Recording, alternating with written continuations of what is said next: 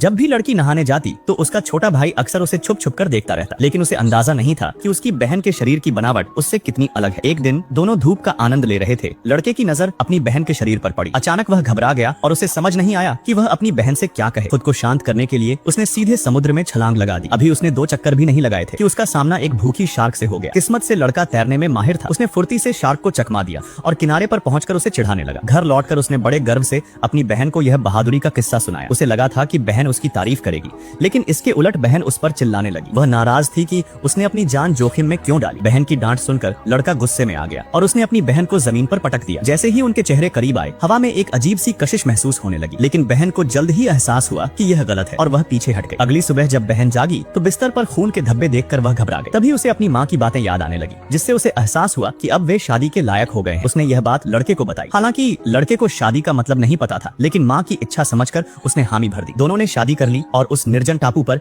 अपनी एक अलग ही दुनिया बसा ली। एक दिन लड़की की नजर दूर क्षितिज पर पड़ी। उसने उत्साह से चिल्लाते हुए दूर इशारा किया। वहाँ एक विशाल जहाज दिखाई दे रहा था। इस टापू से निकलने की उम्मीद में वे पहाड़ी की ओर भागे, लेकिन तभी लड़की को डर लगा कि कहीं वे समुद्री डाकू न हो, इसलिए उन्होंने छुपकर इंतजार करने का फैसला किया। तभी एक छोटी नाव किनारे की ओर आई। लड़की ने दूरबीन से देखा तो उसे एक महिला दिखी जो बिल्कुल उसकी माँ जैसी लग रही थी। भरोसा होने पर वे दोनों बिना कपड़ों के ही उनसे मिलने पहुंच गए। उनकी चाल ढाल देखकर जहाज के कप्तान को लगा कि वे जंगली निवासी हैं और उसने अपने सैनिकों को बंदूकें तैयार रखने का आदेश दिया। टापू पर पले बढ़े होने के कारण लड़की हर चीज को बड़े कौतूहल से देख रही थी, लेकिन किसी ने गौर नहीं किया कि एक दाढ़ी वाला नाविक गंदी नजरों से लड़की को घूर रहा था। रात को अपनी मेहमान नवाजी दिखाने के लिए दोनों ने नाविकों को बेहतरीन खाना खिलाया। कप्तान ने वादा किया कि वह उन्हें बड़े शहर ले जाएगा। इस बीच वह दाढ़ी वाला शख्स और भी बदतमीज हो गया और लड़की के सामने अश्लील इशारे करने लगा। मासूम लड़की को इनका मतलब नहीं पता था, इसलिए उसने सिर्फ मुस्कुरा दिया। अगले दिन जब सब जाने की तैयारी कर रहे थे, लड़की आखिरी बार झरने के पास नहाने गई। उसे नहीं पता था कि वह दाढ़ी वाला आदमी उसका पीछा कर रहा है। किनारे आते ही उस आदमी ने उसे पकड़ लिया। घबराई हुई लड़की मदद के लिए चिल्लाई। तभी लड़का वहाँ पहुँच गया और दोनों के बीच हाथापाई शुरू हो गई। उस आदमी के पास बंदूक थी, इसलिए लड़का समझ गया कि उसे दिमाग से काम लेना होगा। वह उस आदमी को अपनी बहन से दूर ले जाने के लिए समुद्र की ओर भागा। वह उसे गहरे पानी के पास ले गया और गोता लगा दिया। उस आदमी की गोलियां खत्म हो चुकी थी, इसलिए वह भी पानी में कूद गया, लेकिन वह लड़के की चाल समझ नहीं पाया। जल्द ही शार्क वहां पहुंच गई। अपनी शानदार तैराकी की बदौलत लड़का तो बच निकला, लेकिन वह दुष्ट आदमी शार्क का निवाला बन गया। इसके बाद दोनों को समझ आ गया कि बाहरी दुनिया और वहाँ के लोग कितने खतरनाक हो सकते हैं। उन्होंने तय किया कि वे उस समाज में वापस नहीं जाएंगे। वे उसी खूबसूरत और शुद्ध टापू पर रुक गए जहाँ वे बेफिक्र और आजाद रह सके। 1 साल बाद उनके जीवन में एक नन्हा फरिश्ता आया। अब वे तीनों समुद्र की लहरों के बीच खुशी खुशी रहने लगे।